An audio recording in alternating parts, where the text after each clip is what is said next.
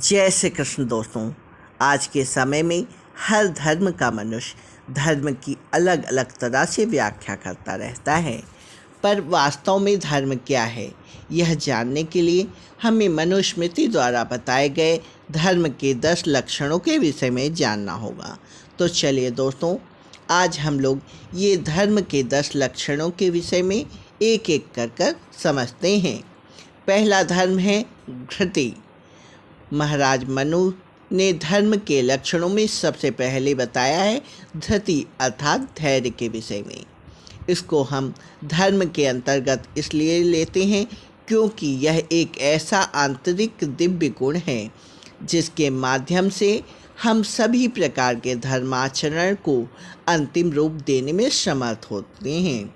इस गुण को धारण करना इसलिए आवश्यक होता है क्योंकि जब हम अपने जीवन के पथ पर आगे बढ़ते हैं तो देखने में आता है कि अनेक प्रकार की कठिनाई, समस्या, बाधा, विघ्न आदि हमारे मार्ग पर व्यवधान उत्पन्न करते रहते हैं। उस समय यदि हम धैर्य खो देते हैं तब हम अपने मार्ग से हट जाते हैं अथवा हम कोई अन्य कुमार्ग पर बैठ जाते हैं। जब हम ईमानदारी पूर्वक लंबे काल तक कठिन परिश्रम करते रहते हैं फिर भी कोई उत्तम परिणाम नहीं दिखता तो शीघ्र फल प्राप्ति न होने से उस समय हम विचलित व भयभीत हो जाते हैं और उस कार्य को छोड़ देते हैं। दोस्तों, कठोपनिषद में कहा गया है धर्म का मार्ग छुरे की धार जैसा है। इस पर अत्यंत सावधानी और घोर तपस्या पूर्वक बाधा विघ्नों का सामना करते हुए चलना पड़ता है जो कि धैर्य के बिना असंभव है। इसलिए धैर्य एक बहुत ही आवश्यक अंग है धर्म का। दोस्तों, धर्म का दूसरा लक्षण है क्षमा। यह शब्द संस्कृत के मूल शब्द क्षमु से बना हुआ है जिसका अर्थ होता है सहन करना। यदि कोई व्यक्ति हमारी व्यक्तिगत हानि करता है, हमें दुख देता है, उस समय धर्माचरण करते हुए उस व्यक्ति के प्रति मन में लेश मात्र भी बैर भाव उत्पन्न न होने देना, उससे बदला लेने की भावना या योजना ना बनाना, सहन कर लेना, इसको क्षमा कहा जाता है। हमें यह याद रखना चाहिए कि प्रत्येक जीवात्मा कर्म करने में स्वतंत्र है। वह कभी भी अन्याय अधर्म कर सकता है। यदि कोई कुमार्ग करता है तो हमें निश्चित रहना चाहिए क्योंकि ईश्वर न्यायिक एवं कर्म फल प्रदाता है, वही आवश्यक न्याय करता है। जब हम किसी को क्षमा करते हैं तो दूसरा व्यक्ति समझने लगता है कि हम निर्बल हैं, कमज़ोर हैं, सामर्थहीन हैं, अतः क्षमा करने का बहाना कर रहे हैं। अधिकतर तो पत्थर दिल भी क्षमा से पिघल जाते हैं, परंतु कुछ नीच व्यक्तियों को दूसरे के व्यवहार में सदा खोट ही दिखाई देता है। ऐसे व्यक्तियों को क्षमा करते हुए भी निपटना हमारा कर्तव्य होता है। क्षमा करते समय हमें सदैव याद रखना चाहिए कि ऊपरी मन से क्षमा ना करें।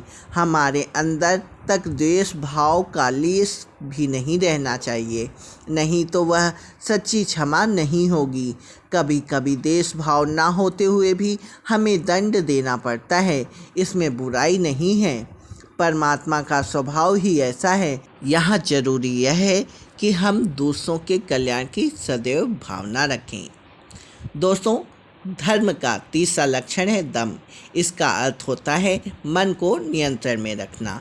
मन नियंत्रण करने से पहले मन के लक्षण को भी जान लेना चाहिए।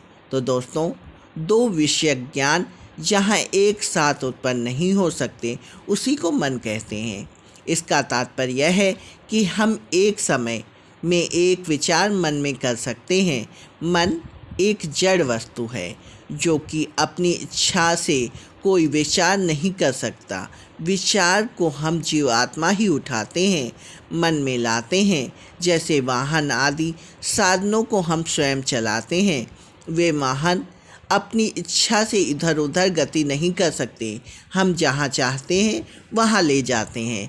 यदि हम मन को एक वाहन की भांति जड़ पदार्थ मान लें तो उसको चलाने या मन से अपनी इच्छाओं के अनुकूल किसी पर विचार में को लाने में समर्थ हो जाते हैं।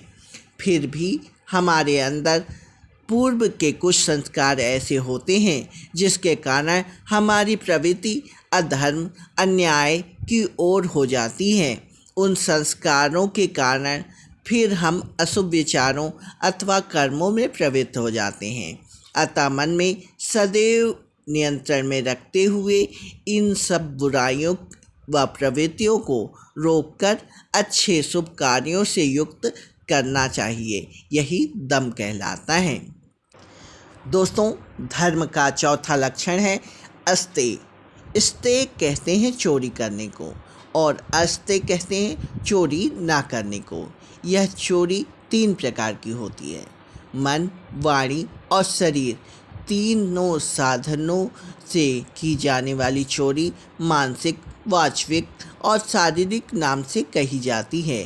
प्रथम मानसिक, अर्थात जब हम किसी वस्तु को देखते हैं तो मन में सबसे पहले लोभ उत्पन्न होता है और हम मन में विचार कर लेते हैं कि यदि इस वस्तु को मैं किसी भी प्रकार से प्राप्त कर लूं तो सुखी हो जाऊंगा।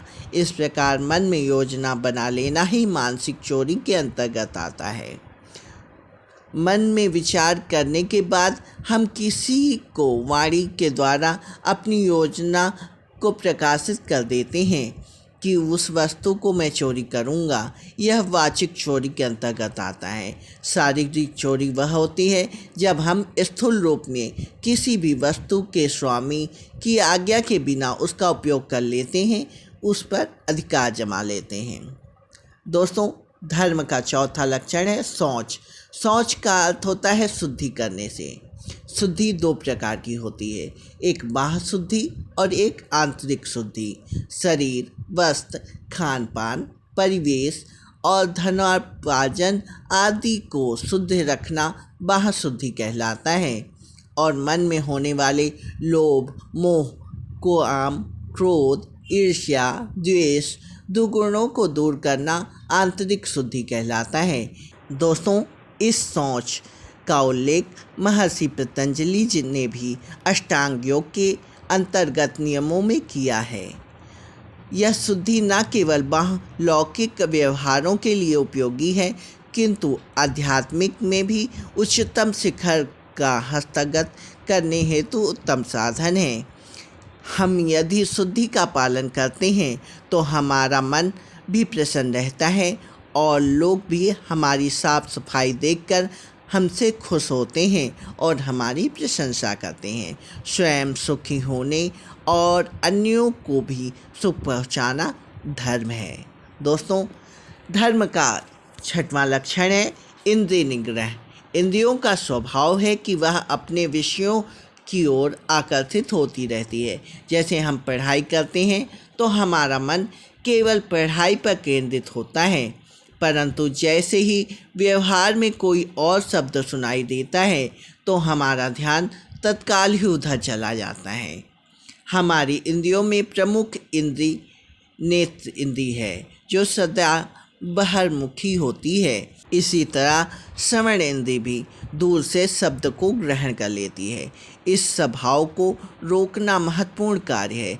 जितनी ही मात्रा में हम इंद्रियों को खुला छूट देते हैं उतनी ही मात्रा में इंद्रियों के विषयों के प्रति आकर्षित होते जाते हैं और हम भी आध्यात्मिक और धार्मिक कार्यों को उचित रूप से नहीं कर पाते। जितना हम इंद्रियों को अंदर की ओर समेट लेते हैं, समेटते हुए धारण, ध्यान और समाधि की ओर अग्रसर होते हैं, उतना ही हम इंद्रियों पर निग्रह कर सकते हैं। दोस्तों, मनुस्मृति के अनुसार धर्म का 7वां लक्षण है धी। धी का अर्थ होता है बुद्धि।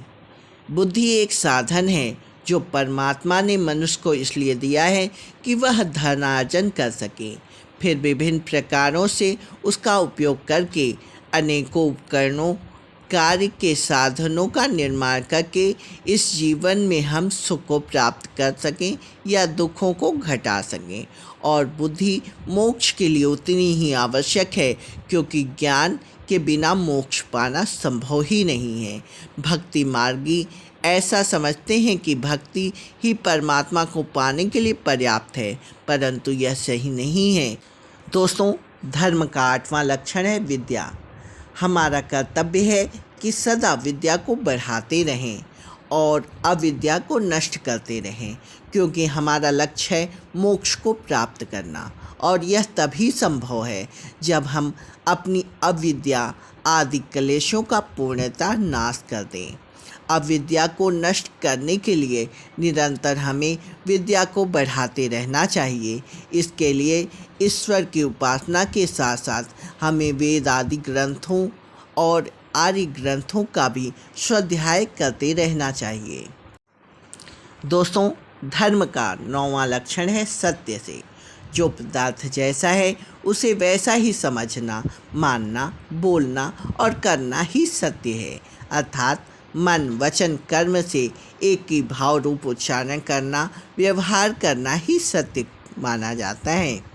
मनुष्य को चाहिए कि सदा सत्य बोले, उसको प्रिय अर्थात अशिष्ट हितकर मधुर बोले, परंतु सत्य भाषण ही अप्रिय भाव से और अहित रूप से ना बोले। जैसे कि अंधे व्यक्ति को अंधा कहना उसको दुख देता है, अतः ऐसा ना बोले।